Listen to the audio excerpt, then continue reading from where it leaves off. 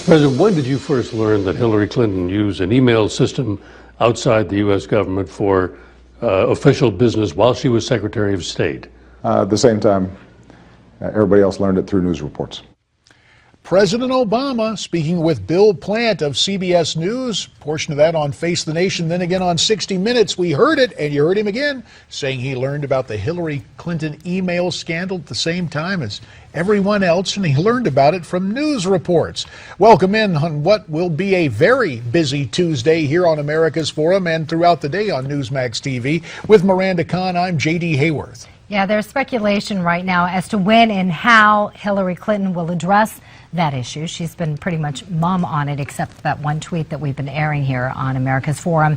Some are even questioning as to whether or not this scandal, that she'll be able to actually survive it and still make a run for the presidency. And we are getting word just as we were coming on the air that apparently a press conference will be held this afternoon. And if Mrs. Clinton is going to stand up and speak about this, rest assured you will see it here on Newsmax TV. We will monitor that situation, but let's go further in depth now. And to do so, we are pleased to be joined by pollster John Zogby. He is the senior analyst at Zogby Analytics and the co-author of First Global's Understanding, Managing, and Unleashing Our Millennial Generation. And the other gentleman you see on your screen from Newsmax Washington, my former congressional colleague who will be here for the whole hour, Michael Patrick Flanagan. Thanks to you both, and let's get started. John, as a veteran pollster, maybe you don't have the numbers on this in yet, so I need your intuition. How is this scandal going to affect Hillary? Will it affect her decision to run? It will affect her. We're starting to see evidence already that it has affected her. I'll have some new numbers out late tonight showing her in a crowded Democratic field, polling in the mid 40s and some trouble among some target base groups. Will it affect her decision to run? That's anybody's guess. The Clintons are well known for weathering any kind of storm, but I suspect she does not have as much of the charm that her husband has had, and the slow and steady drip, drip, drip may ultimately severely damage a potential candidacy. John, this is a little bit of a different character of this particular scandal, and you're right, there have been so many, but this one seems to be fomenting on the left, not from the right. Does that affect the potential numbers she could look at? Oh, most certainly does, because she already has some problems from the left in the party. There is a strong sense, really, among mainstream Democrats, left and center, that they're not quite sure who she is and what she represents. And that's always been, I think, a key problem for Hillary Clinton. But in this case, you cannot help but conclude that the left of the party, which is very strong within the Democratic Party and within the primary system, are looking around and looking for somebody else. And they're sort of bypassing Mrs. Clinton in terms of credibility. John, I want to ask you, we had Dick Morris on the other day on America's Forum, and he was saying that this essentially will open the door for Elizabeth Warren. Do you agree with his assessment? I agree that it'll open the door for another candidate. I mean, right now, is Elizabeth Warren ready? Does she consider herself to be ready? College professor who's never run anything in their lives, where have we heard that one before? I'm not sure that the Democrats want to reprise that one again. Now, there's another part of this equation, John and Mike, and it really showed up in the press briefing yesterday at 1600 Pennsylvania Avenue. We heard the president speaking with CBS News over the weekend. Yesterday, it appeared his press secretary tried to backpedal from Mr. Obama's comments. Let's take a listen. They did have the occasion to email one another. And the point that the president was making is not that he didn't know Secretary Clinton's email address. He did. But he was not aware of the details of how that email address and that server had been set up. So, John Zogby, last week's poll, numbers look pretty good for the president. Do you expect them to drop this week? 30 seconds remain. No, I don't think so. I don't think that this has gotten close to the president at all. Look, we all get emails, and sometimes they come in with a person's name or a different sort of identifier. I mean, do we pay attention to an email address that comes in? I'm not blindly defending Mr. Obama, but I just don't know that it's gotten any traction yet with him. But no, this week I suspect I have him at 47%, and I trust that. Well, he is not going to be on the ballot again, and we don't know if Hillary Clinton will get there for 2016. There's more ahead with our guests. Stay tuned. I think we ought to quit pretending that Cuba is some wonderful nation with whom we can sit down and visit with any more than we can believe the Iranians are. They're not. We've seen for 6 years a weakness and appeasement from the Obama-Clinton foreign policy. Well, I don't think that the American people are ever going to trust Washington to deal with this issue of immigration reform until they secure the border. The first thing you do is you change presidents.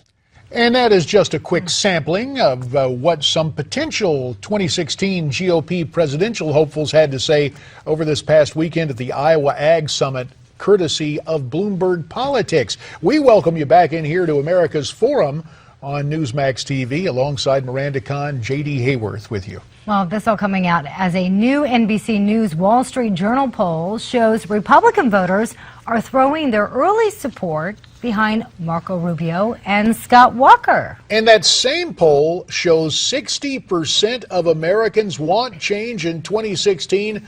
So will they spell it GOP? Let's continue our conversation with John Zogby, the senior analyst at Zogby Analytics, and my former congressional colleague, Michael Patrick Flanagan. John, first to that poll. Scott Walker polling well, but if memory serves, you were the first guy to say Rubio may be the surprising name in this presidential sweepstakes. Yeah, absolutely, and thanks for remembering. It was a few weeks ago. We saw some particular strength with women. I've got Rubio in my new poll coming out tonight, flagging just a little bit. But I think the real question here is that Jeb Bush has name recognition and a lot of money, and yet he's polling, in the mid-teens to high teens. That is not what a front runner is made of. It's clear to me that GOP voters themselves are looking for a new face. And right now, at least, before the campaign heats up in earnest, Scott Walker and I think to a great degree Marco Rubio are indeed very hot. John, don't you think it's interesting that GOP voters are not being led in this, that you've observed correctly, that they have a mind of their own? And in that, how do you think that immigration really plays? I think that's kind of Marco Rubio's big Achilles heel, is that his early support for Graham and Chuck Schumer and McCain over there is holding him back a little bit among GOP voters. Is that going to play out in numbers, or is that going to be one of those subdermal things that just haunts a candidate until Election Day? First things first, the notion of GOP voters and their independence with a small I. Look, if we go back to 40 years and 40 years plus, despite all the hoopla, the GOP ultimately nominates the more moderate candidate in the field. The one exception in the last 40 years was Ronald Reagan, who ran against some moderate to conservatives who split the vote. But other than that, ultimately, they come up with a moderate and a modulated voice. I think that's important to know.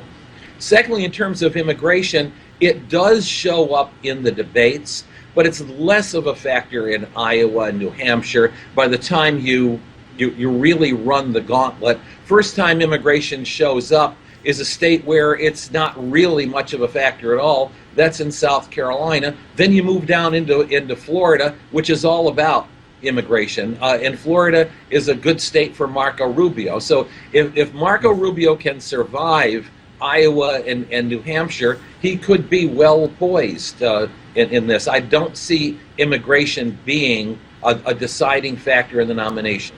Well, that might be a good thing for Scott Walker, who's changed his stance a couple of times on immigration. Let's talk about his home state of Wisconsin. It's been under a microscope lately because of a police shooting of an unarmed black teenager there. The situation has remained peaceful so far, unlike what happened in Ferguson, Missouri. Do you think that this will have an impact on his aspirations? No, not necessarily. I think that those sorts of issues are local issues, and right now the focus of attention has been on the police chief and on the local police, the mayor who's been there forever, Paul Soglin. And unless Scott Walker makes a big mistake, I don't think he's prone to make a big mistake in this. I think he rises above it. Yeah, do you think Jeb Bush, some of his trouble is that he's split in Texas with Cruz? Possibly. I think his biggest problem is that we are.